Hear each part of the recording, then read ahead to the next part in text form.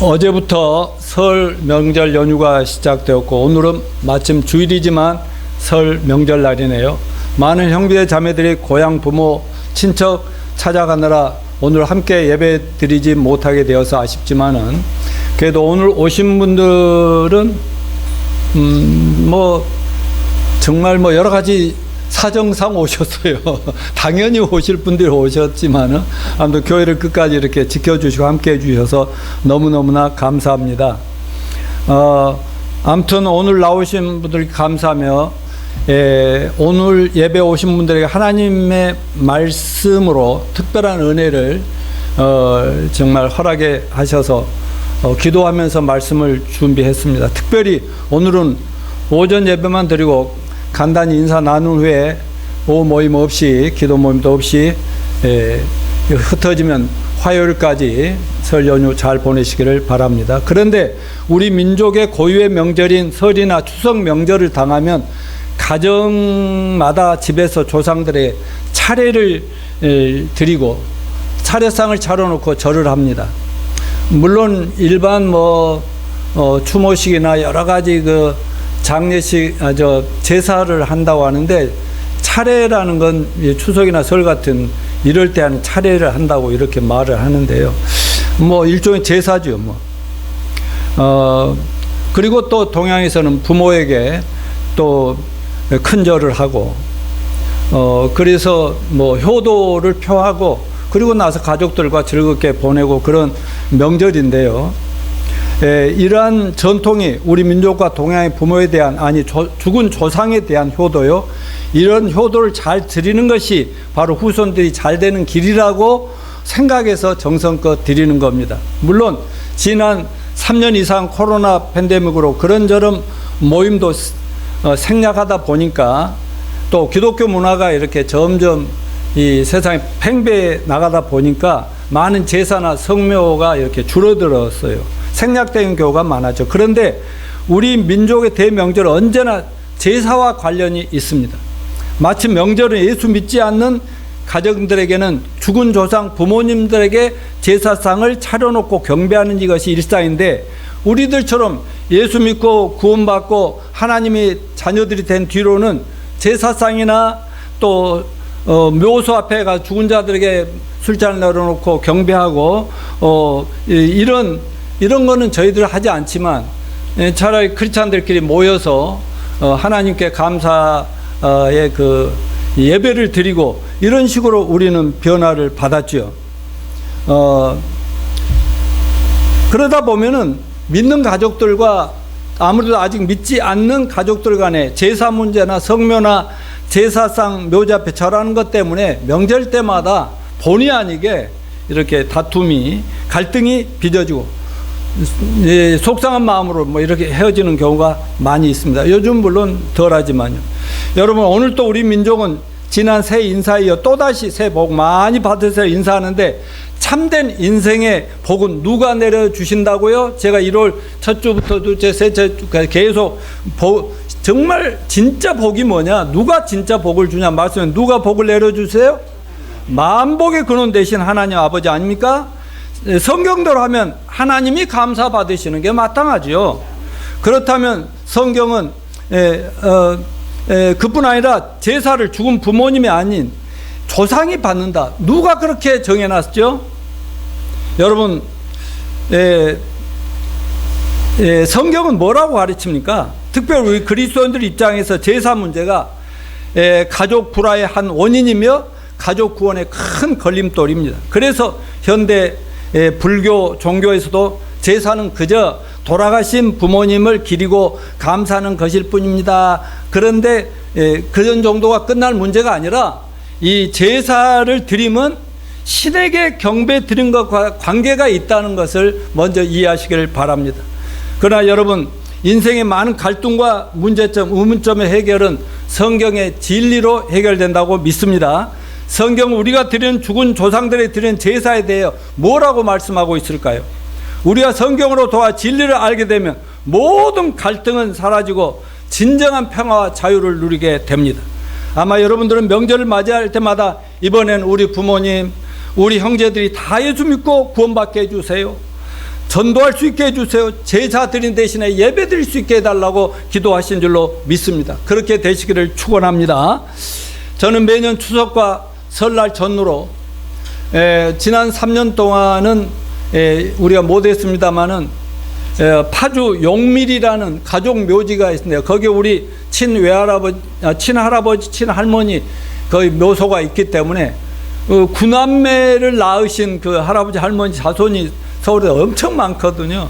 그들이 형제들과 조카들과 모여가지고 늘 이렇게 묘소에 가는데 기가 막혀 제가 한 구원받은 이후로 얼마나 가족들 구원에 애썼는지 이제 거의 다 구원을 받아가지고요. 오히려 거기 올 때는요, 술 따라놓고 이런 건 안 해요. 그냥 다 우리 집사님, 형제께서 이렇게 찬송가도 다 준비하고, 이렇게 복사해 오고 해가지고요. 거기서 바로 예배를 드립니다. 그리고 끝나고 내가 식사하고 그렇게 했는데 그것조차도 지난 3년 동안은 우리가 모일 수가 없었습니다. 저에게는 죽은 후에 우리 모두가 가야 할 본향 천국 영생 구원의 복음을 온 가족 친척들에게 전할 기회가 되니까 저는 너무너무나 행복한 시간이죠.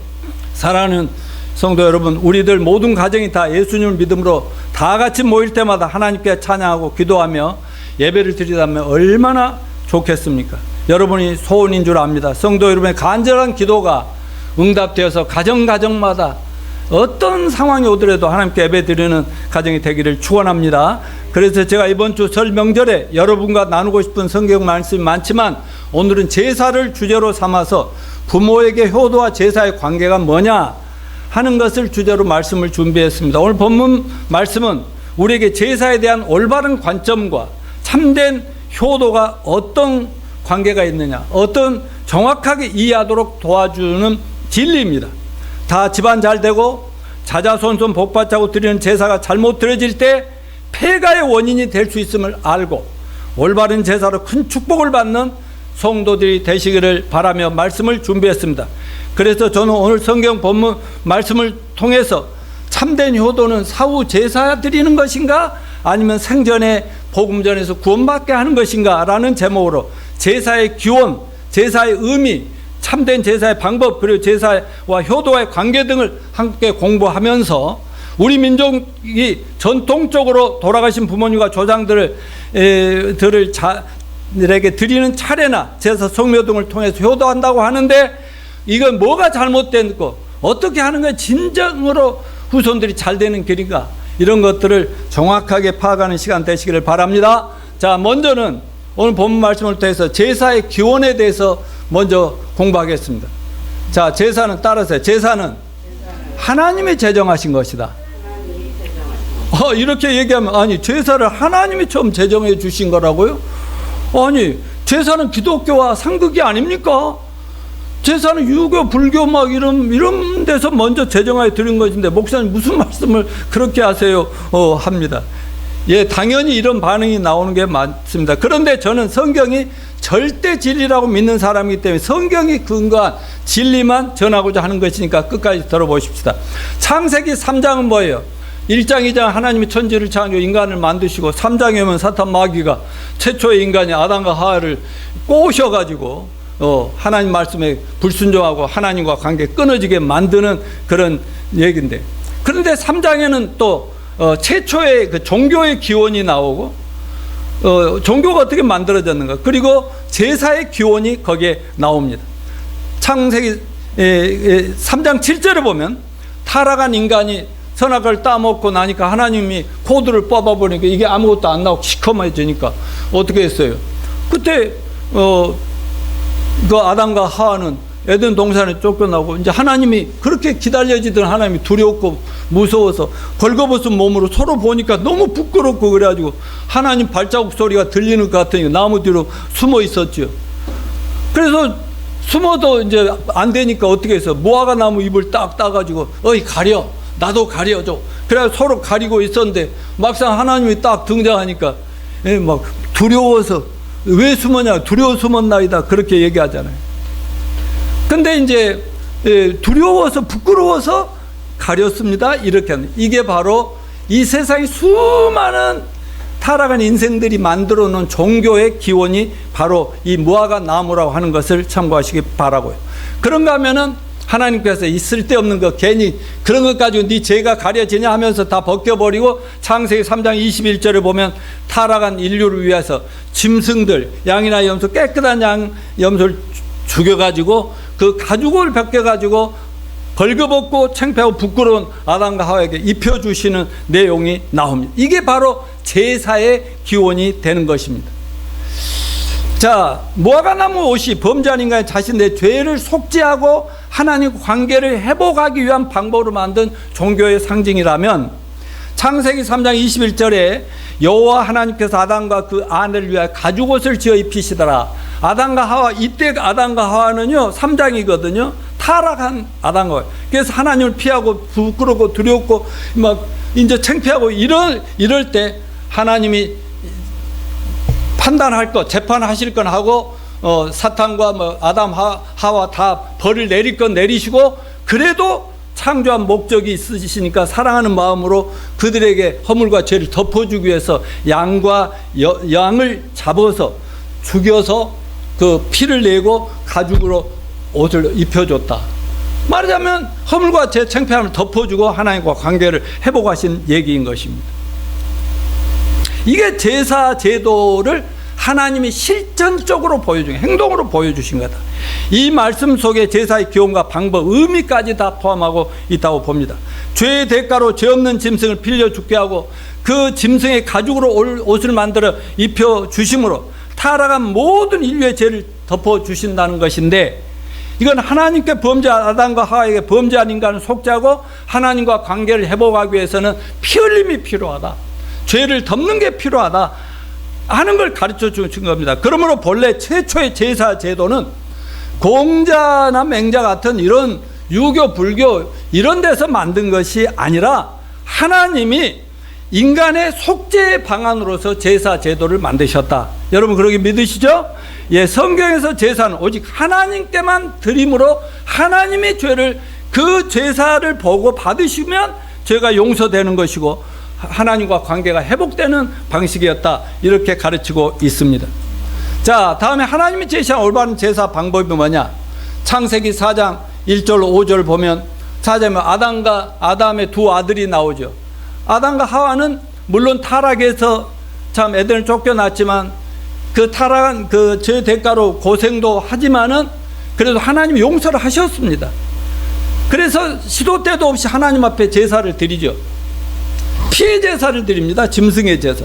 그래서 그 자식들을 낳았는데 대표적으로 카인과 아벨 두 아들을 낳았잖아요.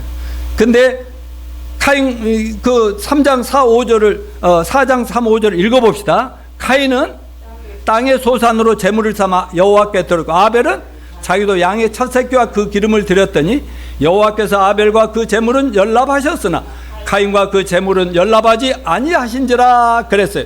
하나님께서 한 사람의 제사는 받으시고 다른 한 놈의 죄는 거절하셨다. 이렇게 얘기합니다. 그러니까 제사라고 해서 신이 다 기뻐 받으시는 게 아니라 받으시는 제사도 있고 거절하는 제사도 있대. 제사가 영어로 offering, 영어로 미국에서 이제 거의 사시다시피 하는 sacrifice, 오케이, 희생하고 드리는 거죠. 예, 그러니까 카인과 아벨의 제사는 한쪽은 받았고 한쪽은 하나님 고개 돌렸다. 이거 뭘 얘기합니까? 카인의 제사를 거절한 이유가 있습니다. 첫째, 하나님 앞에 제사 드리긴 했으나 믿음과 정성이 전혀 담기지 않는 그냥 내가 제사 받는 당사자라고 하면은 나는 카인의 제사가 더 좋았겠어. 과일을 좋아하거든 나는. 뭐 피해 제사 막 이런 걸 하는 것보다 좋아할 건데 하나님께.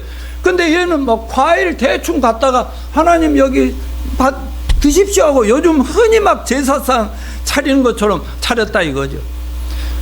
근데 성경을 보면 하나님 앞에 곡식이든 과일이든 뭘 드리든 간에 첫 열매는 하나님께 드려야 된다라고 얘기하고 있어요. 카인은 첫 열매를 드렸다는 말은 없어요. 그냥 있는 과일. 왜냐하면 동생이 피해 제사를 드니까 자기도 대충 갖다 드렸다 이 말. 여러분 첫 열매의 의미는 뭡니까? 하나님이 우선순위의 넘버 원이란 뜻이고 그분에게는 정성과 최선을 다해야 된다는 의미가 담겨 있습니다. 하나님을 섬기는 일에도 하나님 제일주의, 하나님 우선주의 정신과 정성이 있어야 될 것입니다. 여러분 11조의 헌금 정신이 뭡니까? 하나님 제일 우선주의 아니겠습니까? 그러니까 11조의 개념이 뭐예요? 네가 소득이 생기면 맨 첫 번째 것은 먼저 하나님께 드려라. 10분의 1을. 그리고 나머지 10분의 9는 네가 적절하게 좋게 잘 사용하여라. 이런 얘기 아닙니까? 그러니까 하나님이 내 삶의 우선이라는 걸 얘기하는 거예요. 그래서 저는 딸, 아들, 딸 3명 있었지만 우리 애들한테 어려서부터 복음부터 시작해서 이런 것처럼 뭐가 좀 생기면 무조건 장학금을 받든 뭐든 갖든 무조건 하나님께 드리는 것을 이렇게 했죠.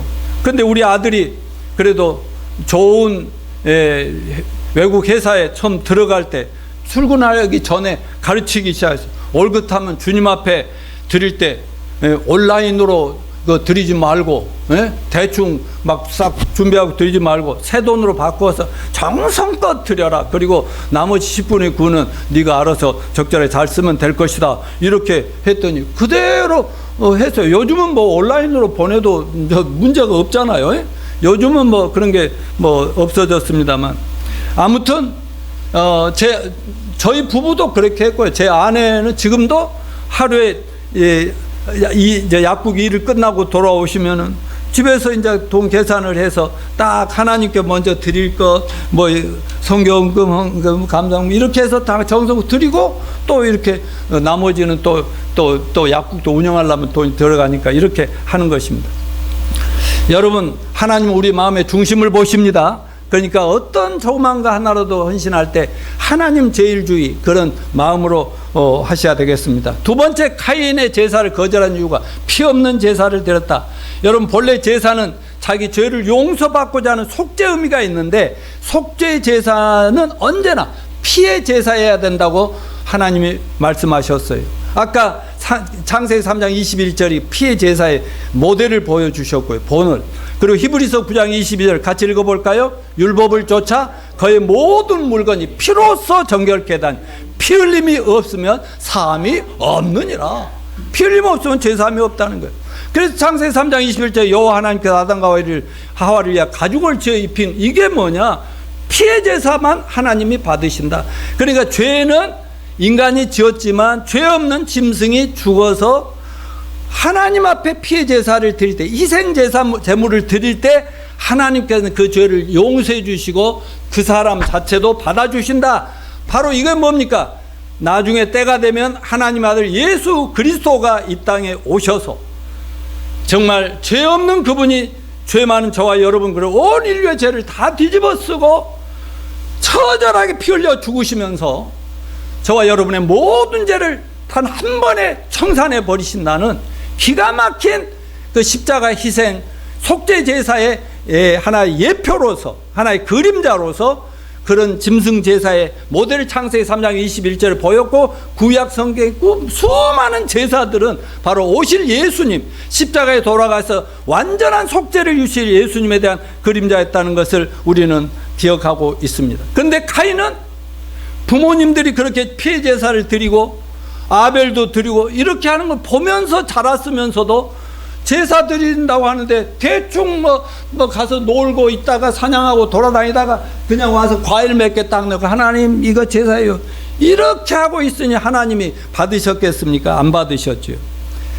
다음에 세 번째로 악한 마음을 가지고 제사를 드렸다. 카인이 얼마나 악한 사람이었는지에 대해서 요한일서 3장 12절에서 나중에 그를 성령이 평가합니다. 같이 읽어볼까요? 시작. 카인같이 하지 말라. 저는 악한 자에게 속하여 그 아우를 죽였으니 어찌 용고로 죽였느냐. 자기의 행위는 악하고 그 아우의 행위는 의로움이니라. 아벨은 평소의 삶도 부모님도 잘하고 하나님께도 잘하고 모든 게 깨끗한데 제사도 그렇게 드려요. 근데 카인은 평소에 악하고 동생이 막 이렇게 하나님께 받아들여지는 걸 느끼니까 자기 시기에 질투하고 막 동생을 죽이고 최초의 살인자가 됐지 않습니까? 누구나 마귀의 지배를 당하면 카인처럼 악해질 수 있습니다. 결국 마귀의 지배 아래 아우를 시기하고 질투하고 격정을 못 참고 죽이는 인류 최초의 살인자가 되는데, 여러분, 이런 악한 인간들이 하루에 12번 1년에 수많은 제사를 기가 막힌 음식을 쌓아놓고 드린다고 어찌 하나님이 받아주시겠습니까? 아벨의 제사는 어떤데? 더 나은 제사라고 히브리서 11장 4절 읽어볼까요? 시작. 믿음으로 아벨은 가인보다 더 나은 제사를 하나님께 드림으로 그랬습니다. 동생 아벨은 믿음으로 형님 가인보다 더 나은, the better sacrifice, 더 좋은, 이렇게 했습니다. 동생 아벨의 제사가 하나님 보시기에 더 나은 제사, 칭찬하는 이유가 뭡니까? 믿음으로 드렸기 때문에 그렇습니다. 아벨은 하나님의 명령을 거역하고 타락했다가 하나님이 지어주신 가죽옷을 받아 입고 구원받은 부모님이 전해주신 말씀대로 또 말씀 믿고 자신의 죄에게 제사를 드리는 그것을 보면서 자랐기 때문에 자기도 자기가 죄인인 걸 알기 때문에 양의 첫 새끼를 잡아 하나님께 피해 제사를 드렸습니다. 그러니까 하나님께서 아벨과 그가 드린 제사를 받아주시는 거예요. 제사를 받는다는 그 사람 자체를 용납해주고 용서해주고 품어주신다는 얘기 아닙니까?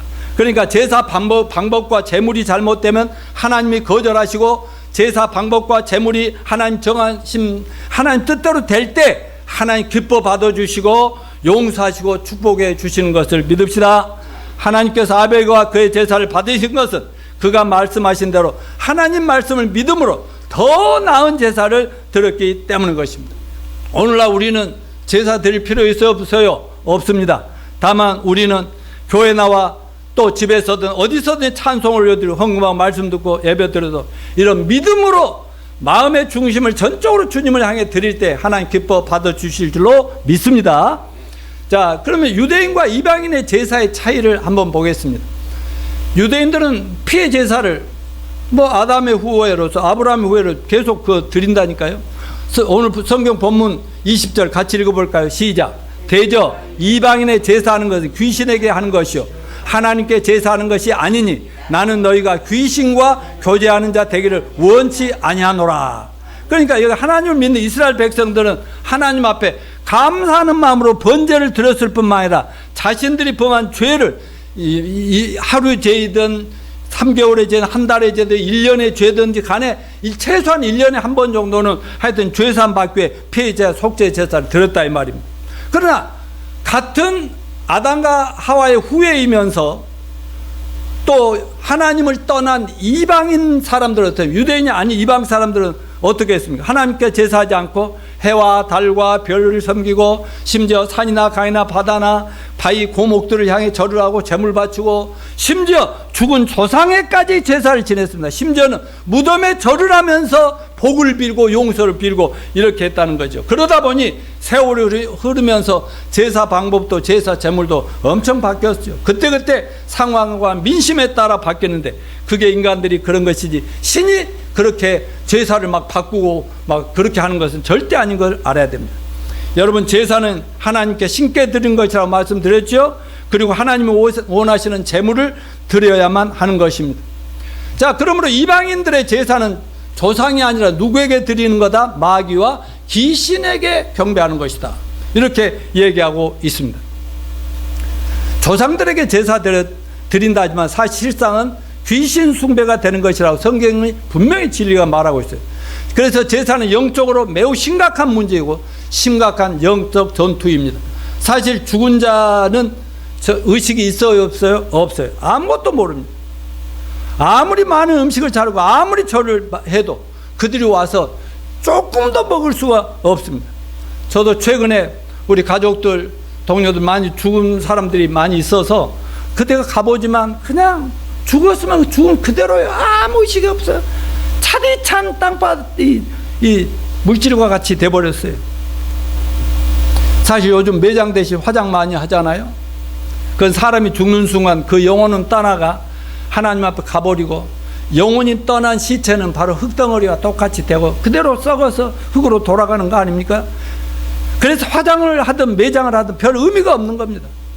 그럼 죽은 부모님이나 조상들에게 제사 드릴 때 그들의 영혼들이 와서 절을 받고 음식을 먹고 제사를 받는가? 절대로 아니라는 것을 확실하게 기억합시다. 성경을 보면 죽은 영혼으로 결코 우리를 찾아올 수 없도록 되어 있어요. 그럼 누가 와서 제사를 받냐? 바로 성경에 보면 마귀와 그 쫄개들 귀신들이 와서 그들이 부모 흉내를 내면서 이렇게 받는다 이 말입니다. 왜냐하면 마귀와 귀신들은 하나님 앞에 쫓겨난 천사들의 무리로서 정말 그들은 떠돌이 신세가 돼 있거든요. 그러니까 인간을 하나님 형상대로 창조하니까 인간과 어떻게든지 하나님과 갈라놓기 위해서 인간을 꼬시고 유혹하고 미혹하는 이런 거짓말로 해서 조상들이 부모가 돌아가시면 홍기가 되어서 막 속상하고 괴로워서 너희들한테 구슬하란다, 제사를 드리란다 이렇게 막 속이는 겁니다. 그러나 절대로 그런 일은 없다는 것을 믿읍시다. 죽은 영혼은 지옥에 갇히기 전에 그 음부라는 지금 불꽃 가운데로 던져진다고 성경에 분명히 얘기하고 있잖아요.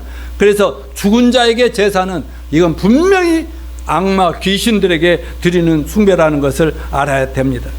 더구나 귀신을 섬겨 제사하는 건 하나님 앞에 진노받을 크나큰 죄악입니다. 따라서 우리 기독교인들은 더 이상 죽은 제사들에게 제사를 지내지 않는 것입니다. 오직 살아계신 하나님께 예배만 드립시다. 십계명 중에 나 외에 다른 신을 두지 말라. 하나님 제일 싫어하는 거 아니겠습니까? 따라서 하십시오. 제사가 흥망성쇠를 결정한다. 자, 시편 106편 28, 29절 한번 읽어봅시다. 시작. 저희가 또 바알볼과 연합하여 죽은 자에게 제사하는 음식을 먹어서 그 행위로 주를 경록케 함을 위한 재앙이 그 중에 유행하도다. 민수기 25장을 인용한 말씀인데 이스라엘 백성들이 광야 길을 가다가 시딤에 머물러 모압 여자들이 보니까 자기들은 피해 제사밖에 안 드리는데 막 신들에게 제사하면서 이스라엘 백성들을 이렇게 청하야 됩니다. 이에 백성들이 그들의 제사 음식을 먹고 그들과 같이 바알볼에게 우상에게 절을 하게 됩니다. 절에 가서 묘 앞에서 제사상 앞에 절도 하고 왜? 그 이방인들 하는 것이 좋아 보이니까 막 뭐가 많으니까 가서 제사를 드립니다. 제사 음식 먹는 것이 요점이 아니라 바알세불, 다시 말하면 마귀 귀신 악령들에게 경배한 것, 귀신 숭배가 문제가 됐다는 것입니다. 여러분, 귀신 숭배는 하나님을 진노케 한 것을 기억합시다. 결국 하나님 진노가 이스라엘 백성들이 임하여 그 사건 하나로 그 이방인들이 흉내내다가 24,000명이나 되는 사람 전염병이 걸려서 죽어버리지 않습니까? 여기서 우리가 귀신에게 제사하는 것은 하나님을 노엽게 함으로 하나님으로부터 재앙을 당하고 징계를 당한다. 그러니까 지금 코로나 팬데믹으로 3년 동안 뭐 우리 몇 명 걸렸다더라? 막 3천만 명이 걸렸다던가? 그리고 저 죽은 사람이 몇만 명이 된다고 그러고요. 지금 딱 3년 됐잖아요. 그것도 일종의 이 타락한 인생들에 대한 경종이라고 저는 그렇게 보는 겁니다. 그러나 이스라엘 나라의 역사를 보면 믿음이 좋은 왕들은 하나님을 똑바로 섬겼고 제사도 똑바르게 백성들과 섬기는 모범을 보였습니다. 그러니까 나라가 흥왕했습니다. 그러나 못된 왕들, 믿음 없는 왕들이 딱 들어서면은 엉뚱하게 이방 사람은 세상을 흉내내고 이러다가 막 그 민족 전체가 저주받고 고통받고 재앙을 당하는 어려운 일을 많이 당한 것을 볼 수가 있습니다. 하나님 앞에 올바른 제사는 한 가문을 살리고 민족을 살린다는 그런 것, 제사가 흥망성쇠를 결정함을 기억하시기 바랍니다. 자, 그러면 구약의 짐승제사와 신약의 예수님 십자가 제사를 통해서 왜 오늘날 크리스찬들은 제사를 안 드리는가, 이런 것을 한번 볼 수 있습니다. 성경을 보면 제사가 구약에서는 짐승을 잡아 죽여서 피를 드리는 제사가 신약성에서 완전히 폐기된 것이 성경에 기록되어 있거든요. 다시 말하면 구약 성경에 보면 하나님 백성 모두가 다 짐승의 피해 제사를 드렸는데 언제까지? 예수님이 이 땅에 탄생하시고 십자가에 죽으실 때까지. 그러니까 예수님 오시기까지만 구약은 필요했다. 구약이 예수님의 오심과 죽으심과 부활의 예고편, 예언하는 그게 바로 저기지 않습니까? 구약 아닙니까?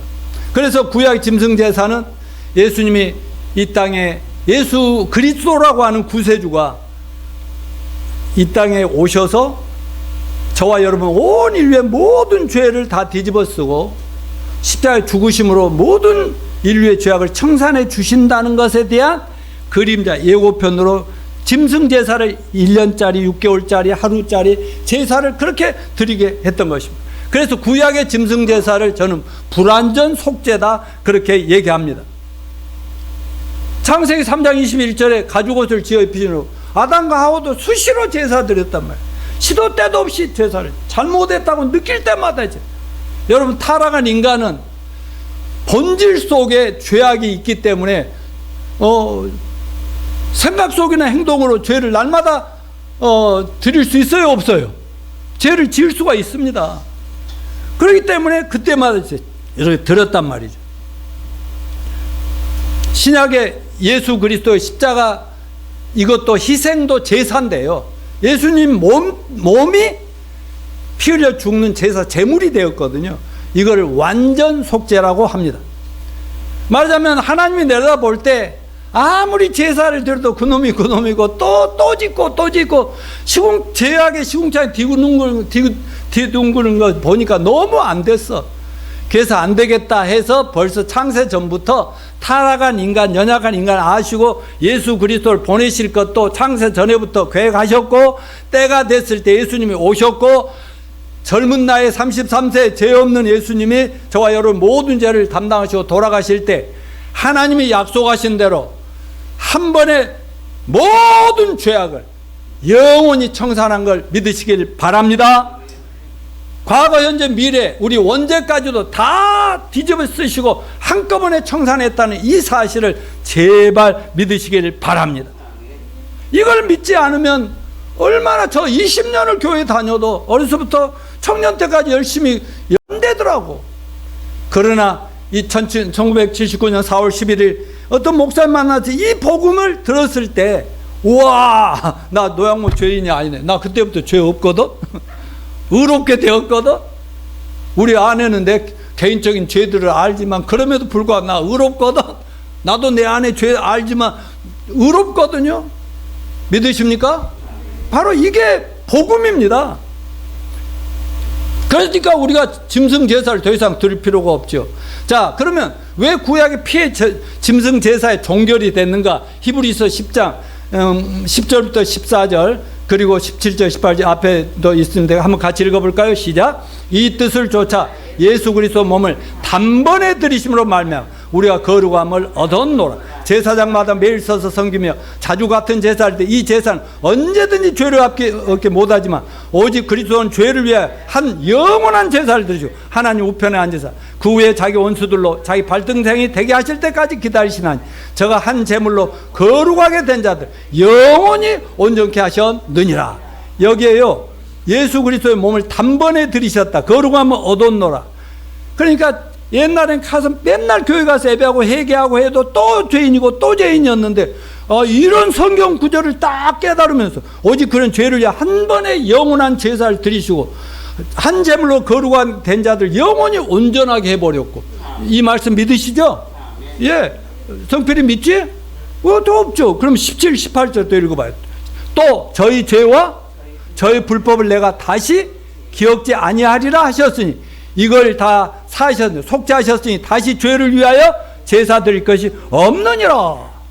제가 이 말씀을 성경을 그렇게 읽는다고 20년 더 했어도 이것이 처음 보는 거예요.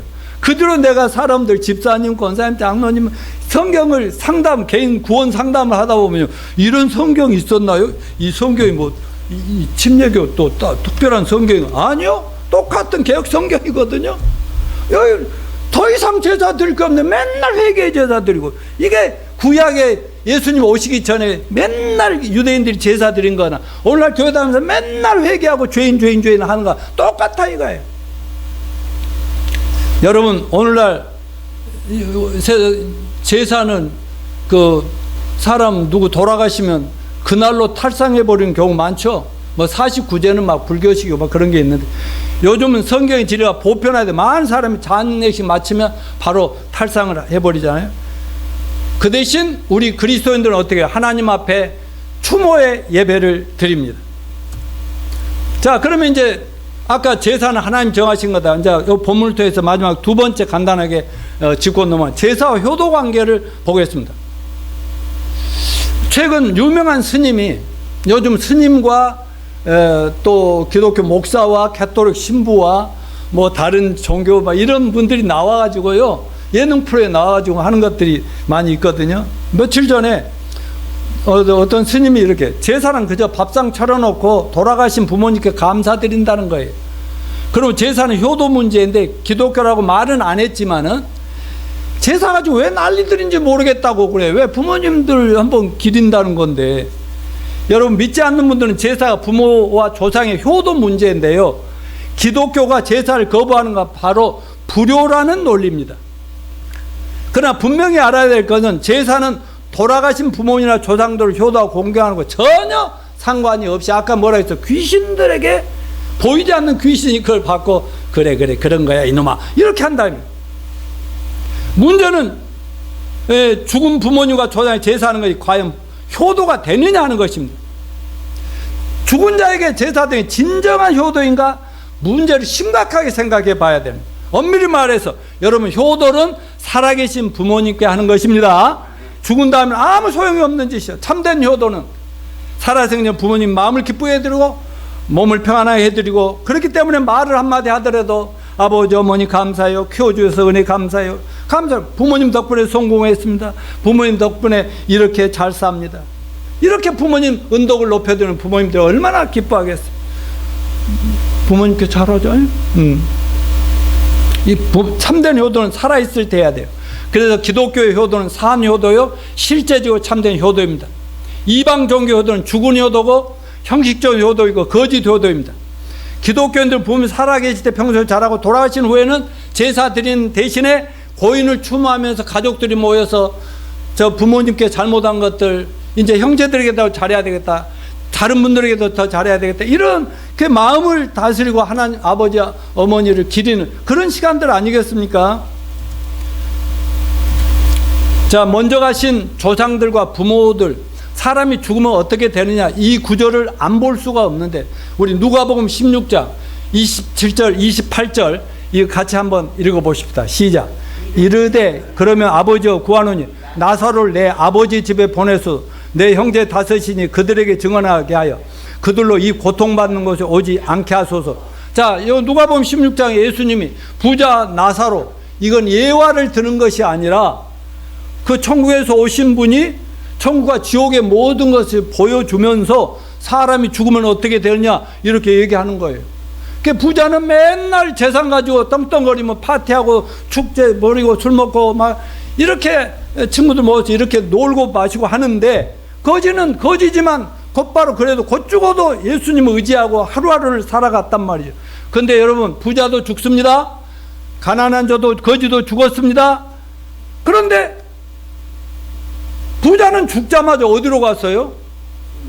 음부라고 하는, 요즘 아직 지옥에는 아무도 없습니다. 지옥은 보면 계시록 20장 15절, 10절부터 거기 15절까지 거기에 그때 던져집니다. 지금은 지옥에 없어요. 근데 지옥이 있는데 음부라는 불꽃이 확 튀는 구치소에서 막 그 영혼들이 막 벌벌 떨고 불타 고통받고 있어요. 그리 떨어져 버렸어요. 근데 거기서 고통받으면서 보니까 저 건너편에 낙원에 천국에, 아이고 그 거지는 하얀 옷 입고 너무 멋지게 있는 거야. 이런 걸 보니까 저한테 우리 집 앞에 밥 얻어 먹던 나사로 내가 아는데 물 한 모금만 저 입에다 먹여달라고 하니까 여기서 그리 갈 수도 없고 거기서 일 올 수도 없도록 돼 있어 임마 하고 천국에서 얘기를 하죠. 그러다 보니까 미치겠으니까 간절히, 그렇다면 아버지 아브라함, 조상님 아브라함이시 한 가지만 부탁하는데 저는 모르고 못 모르고 멋대로 이렇게 살다가 여기에 떨어졌습니다. 우리 형제 5명이나 아직도 살아있는데 그놈들도 나하고 똑같이 못되게 살고 있는데 제발 나사로 우리 집 아니까 보내가지고 나 있는 곳에 제발 오지 말고 예수 믿고 하늘로 천국으로 가라고 한다고, 이렇게 얘기하는 얘기를 예수님이 왜 해주셨겠어요? 말하자면 사람은 죽으면 육체는 흙이니까 흙으로 가버리고 영혼만 천국이냐 음부의 불못이냐 나뉘어나 지옥이냐 이렇게 결정되는 거 아니겠습니까? 그러니까 그렇게 양심 없이 멋대로 살던 그런 악한 인간도 죽으면 형제자매들 가족들 생각하더라 이거죠. 그렇다면 여러분, 우리가 살아생전에 어떻게 해야 되겠어? 오늘 설교를 마무리하면서 결론적인 적용점을 몇 가지 하겠습니다. 우리 이 부자처럼 죽은 다음에 그렇게 할 길이 아니라 살아생전에 어떤 부모님과 형제들과 갈등이 있더라도 시도 때도 없이, 물론 우리는 예수 믿기 전보다 믿었기 때문에, 구원받았기 때문에 안 믿는 가족 형제자면 더 잘해야죠. 더 희생도 하고 더 사랑도 베풀고. 저는 구원받으면서 그때부터는요, 내 사욕을 다 버려버리고요, 우리 부모가 구원받을 수 있고 형제들이 구원만 받을 수 있다면 나 거짓 해도 좋아. 물론 거짓 절대 안 만든다는 믿음이 있었지만, 그러면서 그러다 보니 싸우기도 하고 형제들과 눈물도 흘리고 별의별 꼴을 다 당했지만은 끊임없이 하니까 결국은 다 넘어옵니다. 여러분, 형제들 살아생전에 복음 잘 전합시다. 특별히 가까운 어르신들이 모신 분이 되면 살아생전에, 정말 살아생전에, 죽은 다음에는 차라리 안 가도 상관없어. 그렇지만 다음 가족들을 위해서 가는 것이죠. 그래서 우리는 오늘 말씀대로 제사는 이미 버린 사람들이고 예수님 앞에 예배를 하는 사람들인데, 우리가 결심할 건 살아생전에 부모, 형제, 자매들에게 더 잘합시다. 있을 때 잘해. 그런 말 있잖아요. 잘합시다. 전화도 자주, 대화도 하고, 용돈도 자주 드리고, 엄마 좀 많이 나아졌어, 이런 말도 하고, 이렇게 하는 거. 그래서 하나님께 잘하면 물론 하나님이 축복하시고, 부모님에게 잘하면 하나님이, 인간관계 최고의 계명이 부모에게 잘하는 거 아니에요. 그러면 하나님이 우리 삶을 범사 형통케 할 줄로 믿습니다. 그래, 돌아가신 후에 후회하지 말고, 사람 사별한 후에 정말 가슴 치지 말고, 살아생전에 가까워 있는 형제 자매들, 또 집안의 가족들 한 영혼 구원이라도 해서 최선을 다하시는 저와 여러분이 되시기를 축원합니다. 다 같이 일어나서 찬송하겠습니다.